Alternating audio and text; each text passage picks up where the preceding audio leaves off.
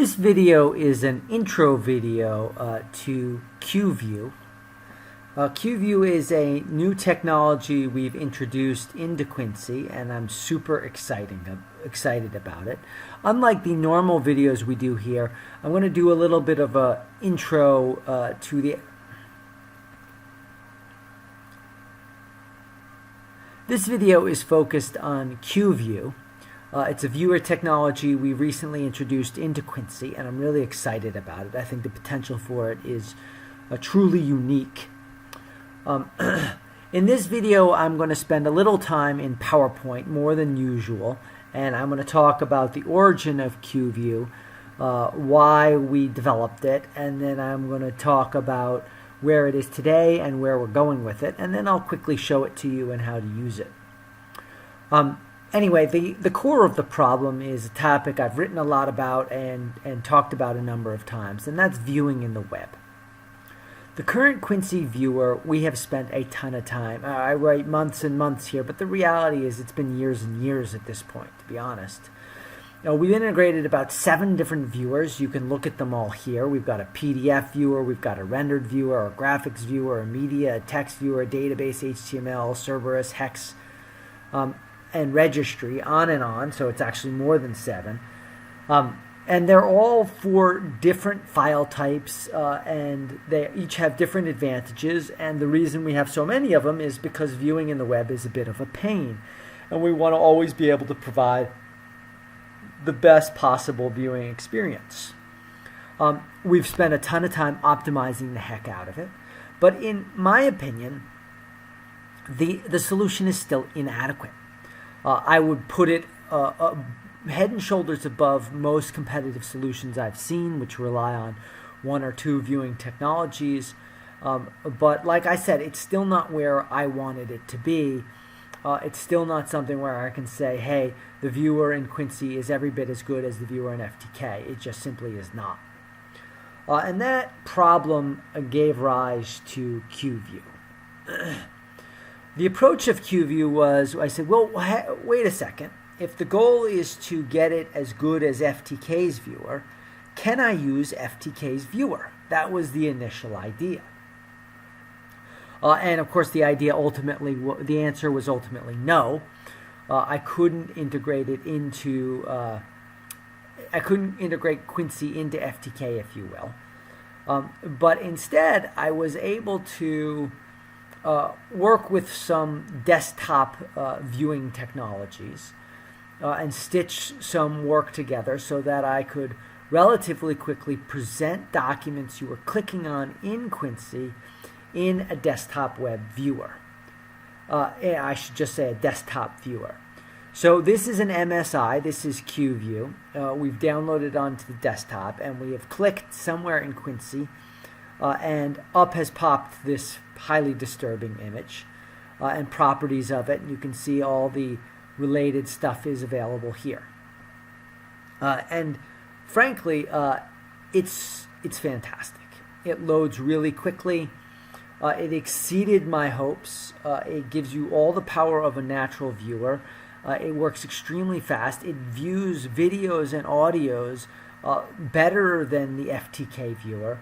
So frankly, I was really happy with the result we had here, and so happy that I got a little bit carried away, and we just didn't want to just stop here.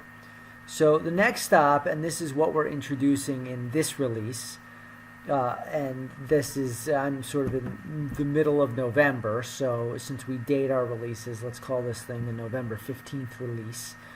The November 15th release will have this, and it's an extended version of qview, and we've added a grid. You can see the grid is here. We've added search. You can search right in here. There's a bar, and we've added the ability to open a case. And let me be upfront. The fact is, visually, it's not where it needs to be.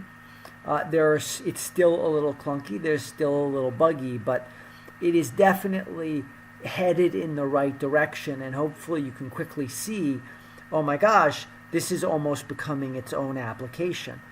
And while it is becoming almost its own application, it is still fundamentally integrated with Quincy. So if you touch Quincy, qview will react, and that is the tremendous power of it. It allows you to live both in a desktop environment and in a web environment and utilize whatever is best for you at a given point in time.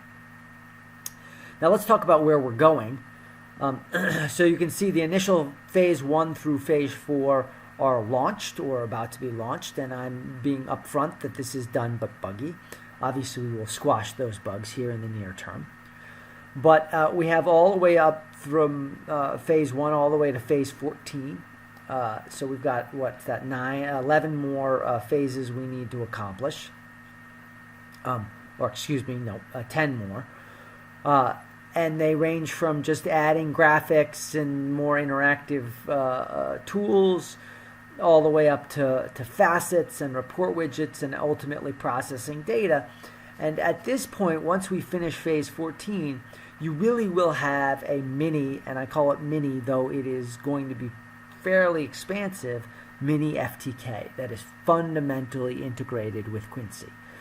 So it would be like being able to open up FTK and Quincy at the same time, click in Quincy, and have FTK immediately react.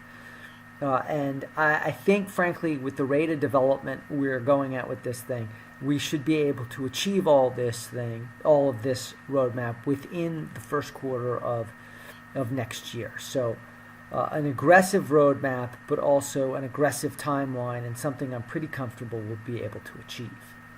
So now let me quickly go into the product. None of these videos would be complete without a little playing around in the product, and let me talk to you about the different capabilities that are there right now and how they work. Okay, so in order to get this to have any meaning, we're going to need to launch or go into a case. And let's open our grid. Where's my grid? There it is. And let's open the viewer. And let's search on pictures, just because some of these system files are kind of junk to look at. So again, we got our disturbing picture. So we're happy there. All right, now, for anybody who is operating on a install, any customer, to launch Quincy, you will click this button. If you have never launched it before, you should click the download qview. Excuse me, I said Quincy, I meant qview. To launch Quincy qview, excuse me, you click here. To download qview, you click here. It won't work on this box. This is the development box, and the MSI is in the incorrect place. So for me to get it to work, I'm going to have to manually launch qview. So I'm going to go do that. But please don't hold that against me. So you can see qview is here. So it's like I had just launched it. Now I have to tell Quincy I've launched it. But again, for you guys, it is just as simple as you're going to click here. It's going to come here. This actually will activate your qview.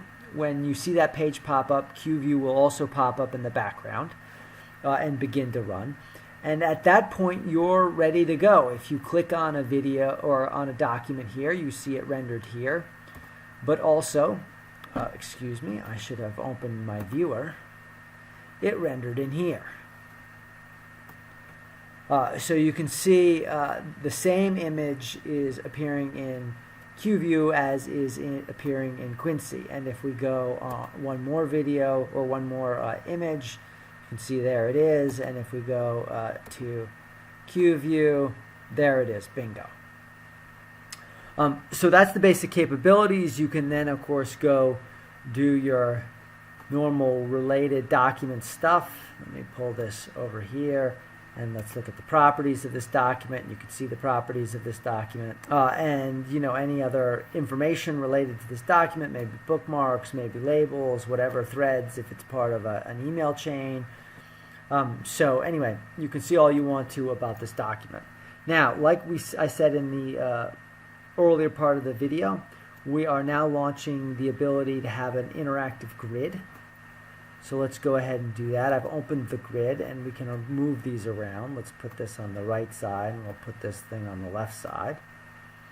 And let's go ahead and open our same case here, and let's search on frog, and go ahead and hit that. We've got our 2 records, and I think they're both garbage, but we can go ahead and click on them and see if there's anything meaningful in them. Yeah, they're garbage, but nonetheless, the point is, it worked. I was able to run a search, enter a case, run a search, got a grid, clicked on it, and viewed the documents.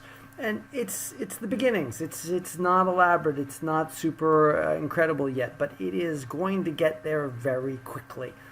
And hopefully you guys can see that potential as clearly as I can.